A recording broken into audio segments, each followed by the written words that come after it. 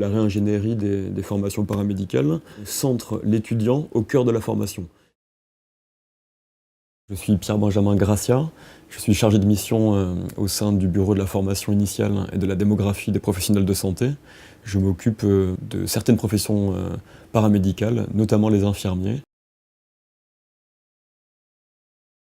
Dans le cadre des accords de Bologne de 1999, la création d'un espace européen de l'enseignement supérieur suppose que les formations de santé, et notamment les formations paramédicales, aient un niveau relativement équivalent entre les pays membres de l'Union européenne pour permettre des mobilités professionnelles et pour permettre également une intégration universitaire. L'architecture de l'espace européen de l'enseignement supérieur se caractérise par l'intégration des formations de santé dans un schéma dit LMD, c'est-à-dire le schéma licence, master, doctorat.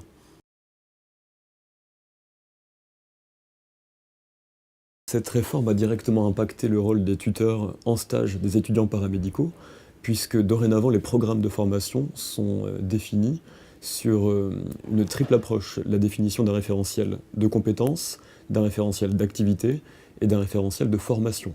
L'étudiant acquiert à mesure de sa formation des compétences que le tuteur valide ou invalide. Par exemple, le tuteur est amené à remplir le portfolio de l'étudiant qui suit l'étudiant tout au long de sa formation. Les tuteurs doivent dorénavant acquérir de nouvelles modalités pédagogiques d'enseignement de la formation, et dans leur rôle de formation de leurs pairs, ceux-ci doivent leur présenter comment est-ce que l'on analyse une situation professionnelle, comment est-ce que l'on développe une analyse réflexive de la profession. Il faut que l'étudiant soit un acteur de la formation pour devenir un professionnel compétent de demain.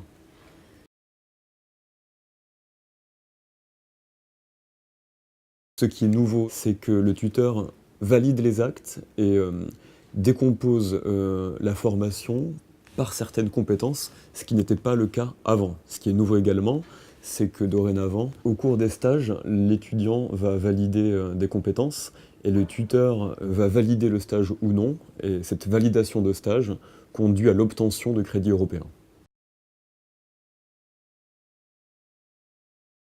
De cette action de formation nationale, nous attendons que les tuteurs soient le mieux formés possible pour encadrer les étudiants paramédicaux.